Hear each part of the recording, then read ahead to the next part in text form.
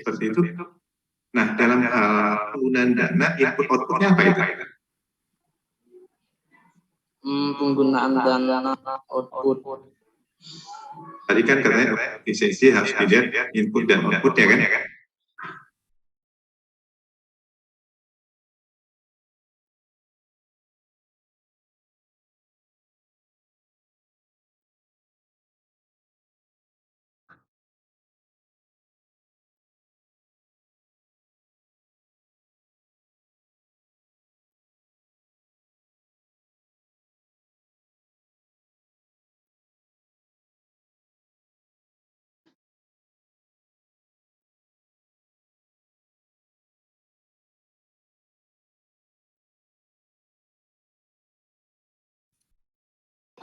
Untuk hasil outputnya dana yang dihasilkan dari perputaran modal, Pak. Apa yang dihasilkan itu? Yang dihasilkannya ada inputnya, ada outputnya.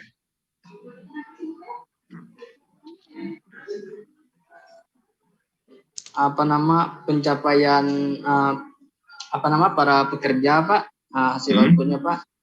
Nah, kerja jadinya kan penggunaan dana kan? Iya, penggunaan dana, iya, Pak.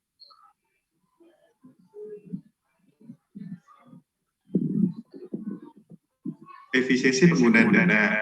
Nah, maksudnya apakah, misalnya, apakah dengan mengurangi beban bunga misalnya, atau misalnya apakah dengan mendapatkan cash diskon misalnya dari pembelian. Nah, apakah seperti itu? Nah, ini yang mau saya perjelas supaya kira-kira yang dimaksud efisiensi penggunaan dana ini apa itu?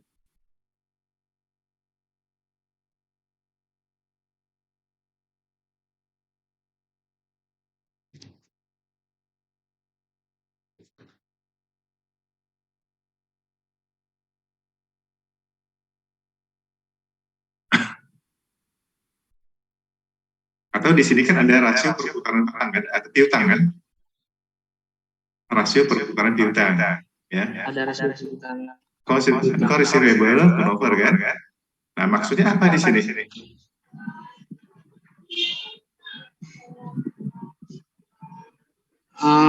Yang rasio. Yang kalau efisiensi modal kerja tadi, Pak, ketepatan cara atau usaha dalam kerja dalam menjalankan suatu yang tidak membuang waktu, tenaga, biaya, dan kegunaan berkaitan penggunaan modal kerja, gitu, Pak. Saya udah. Jadi tidak terkait dengan dana itu. Oke, baik. Nah, yang berikutnya, di sini kelihatan bahwa di sini dikaitkan dengan perputaran piutang. Nah, apa kaitannya perputaran piutang dengan efisiensi penggunaan dana? Perputaran piutang.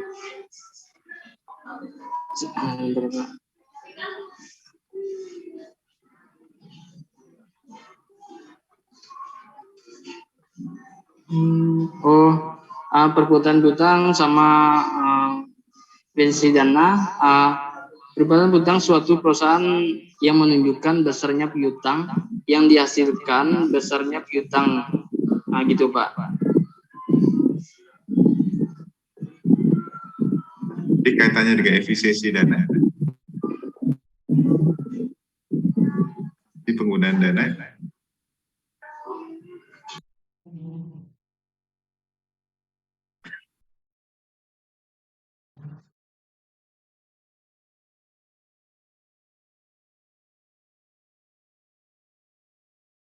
Ayo.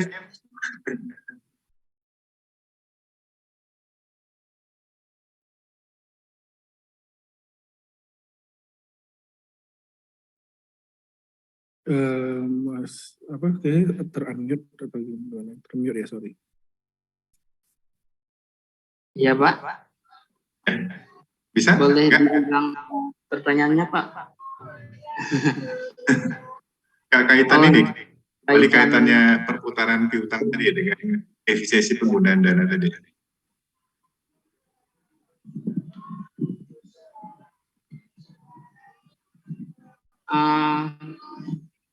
Apa nama kaitannya Pak? Semakin tinggi tingkat perputaran piutang akan memperkecil resiko terhadap kerugian yang disebabkan karena penurunan harga atau karena perubahan selera konsumen. Di samping itu akan menghemat tarif penyimpanan dan pemeliharaan terhadap piutang tersebut, Pak. Jadi kaitannya apa dengan efisiensi penggunaan dana?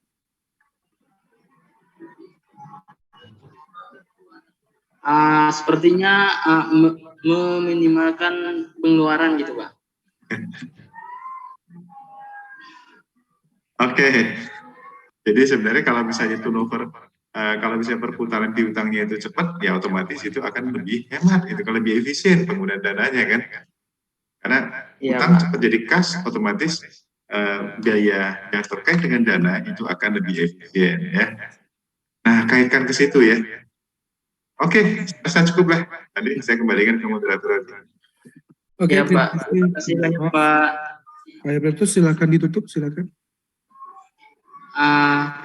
Oke, selamat sore Bapak Teddy dan Bapak Andi dan teman-teman yang saya banggakan. Sekian presentasi pemaparan materi dari saya. Kurang dan lebihnya saya mohon maaf. Terima kasih. Selamat sore. Terima kasih. Selamat sore.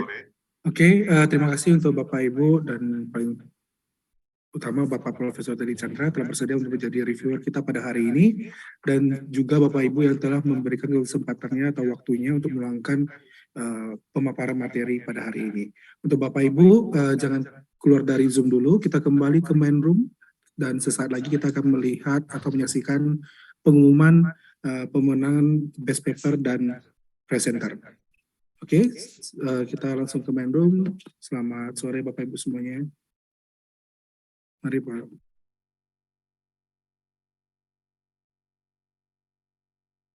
Recording stopped.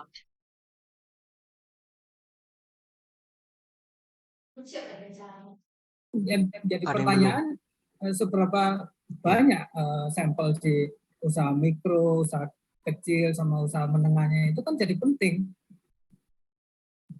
Ngerti maksudnya? Iya Pak, iya ngerti Pak. Baik, siap. Iya. Itu Pak Anton, saya pikir cukup. Saya Anton? dengan Prof. Amin. Oh, tinggal satu room ini. Halo, Pak Anton. Saya kembalikan ke Pak Anton. Masih di mute punya Pak Anton. Oke. Sorry, kelupaan. Kadang-kadang moderator juga gangguan. Ya. Terima kasih Pak Oto. Kita sudah menyelesaikan rangkaian kegiatan penyampaian daripada pemakalah pertama, kedua, ketiga, sampai yang terakhir yang keenam. Walaupun tadi ada satu pemakalah tidak hadir, tapi kita berikan kesempatan karena dia merupakan ada timnya Pak ya. Tim bisa diwakilkan, cuman untuk yang individunya tidak lakukan penilaian, tapi yang jelas semua makalah kita berikan kesempatan untuk tampil dan diberikan penilaian.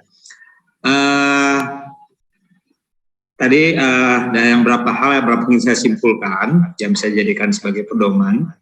Yang pertama, yang pemakalah pertama tadi oleh Rizka Wulandari, bisa dihidupkan Bu Rizka kameranya, mungkin dari Muhammad Alif juga.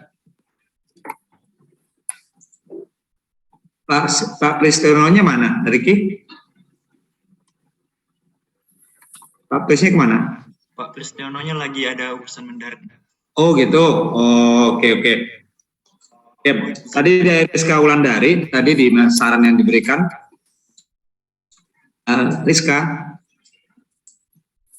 Rizkanya nggak ada ya? Sudah menghilang mungkin. Iya Pak. Bisa dihidupkan kameranya?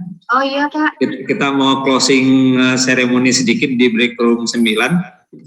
Oh iya baik. Oke, terima kasih. Baik, kita ambil kesimpulan masukan yang diberikan tadi. Saya beberapa hal yang mungkin saya catat dan simpulkan. Untuk Rizka Wulandari, tadi diharapkan diminta oleh Pak Dr. Toto Endarto, mengharapkan bahwa presentasi untuk yang sebaiknya itu kan kurang terstruktur, mungkin disusun lebih baik lagi. Ya, sepeda penyajiannya kami baik oleh Rizkanya sebagai penyaji maupun oleh penilai pendengar yang memudahkan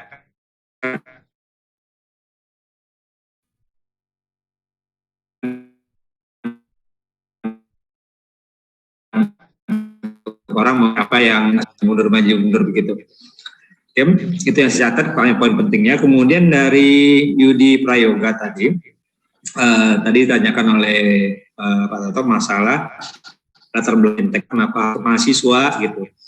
Sementara mahasiswa itu kan sebagai orang yang mempelajari, apakah tidak lebih baik kalau orang kepada pelaku UMKM, ya mereka bagus ini untuk ya mungkin dari segi dari segi efisiensi, ya kemudian juga dari segi efektivitas. Nah kalau dari mahasiswanya tentu mereka hanya orang yang belajar sebenarnya. Nanti kalaupun dipakai, nanti kalau udah tamat, lulus, baru bekerja, baru bisa fintechnya diterapkan. Kalau sekarang kan hanya memperkaya kemampuan dan keilmuan fintechnya. Mungkin maksud Pak Toto seperti itu. Ya, jadi apa lebih greget kalau kita mungkin bukan mahasiswanya yang disasar, tapi adalah mungkin masyarakat atau pelaku bisnis yang mungkin mungkin apakah semua sudah melakukan fintech atau belum? Kalau belum, kenapa? Gitu. Jadi ada kontribusi yang kita harapkan dari tulisan yang kita buat. Kemudian untuk Eka Mayasari tadi, ya juga sama. Jadi ada perluasan area juga, ya. Jangan hanya di urip semua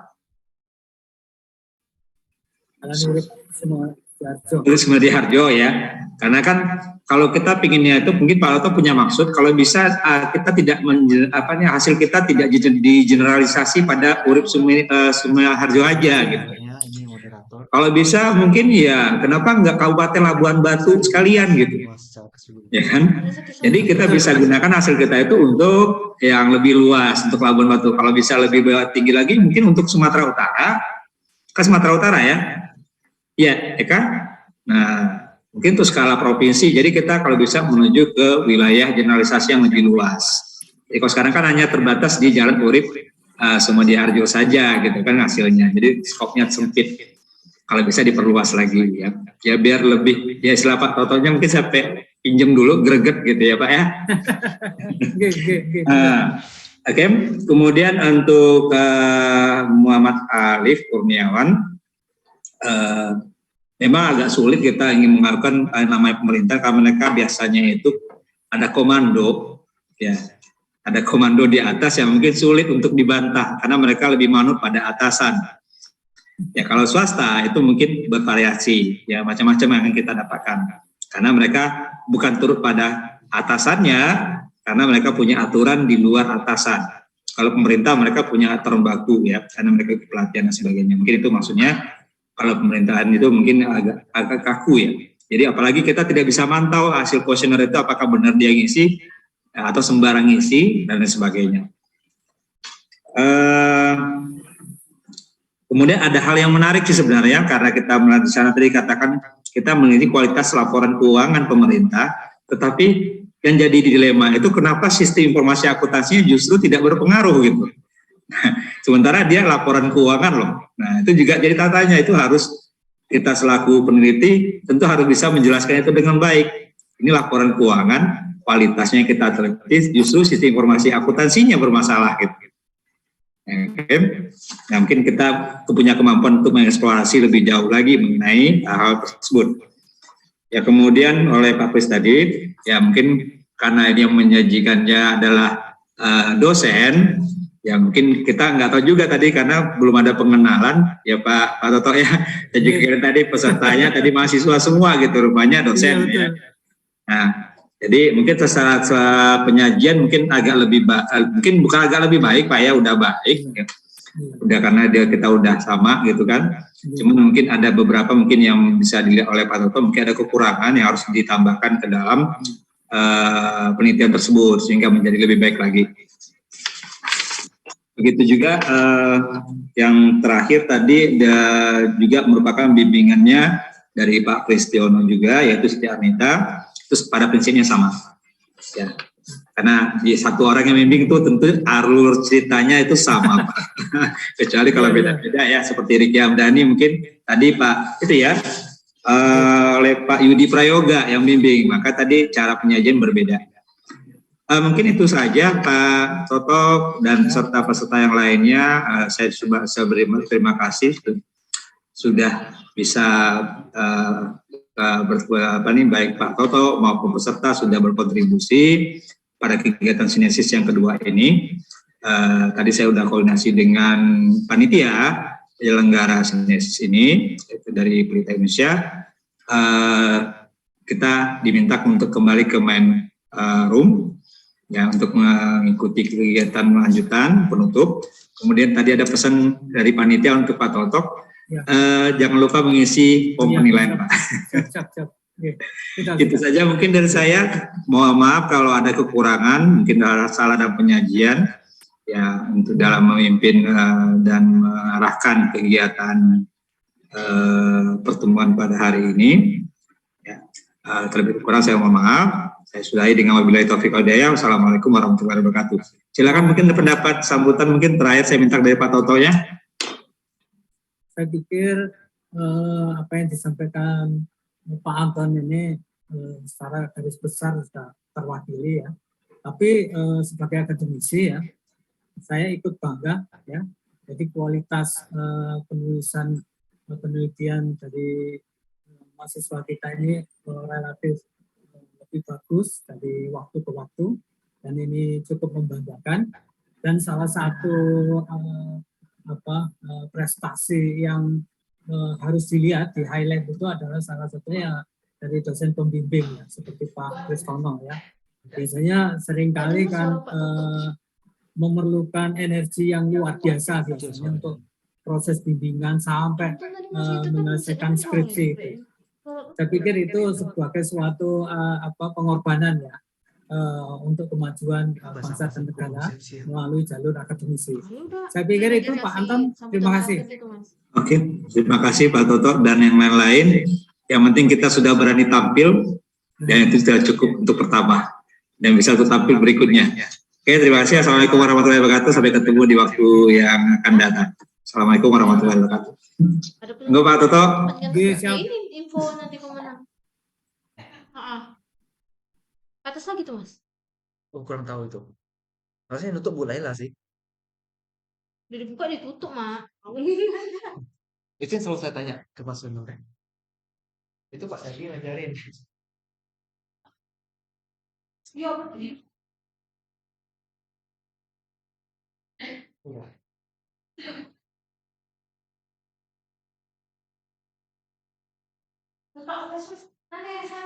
Guys, jangan.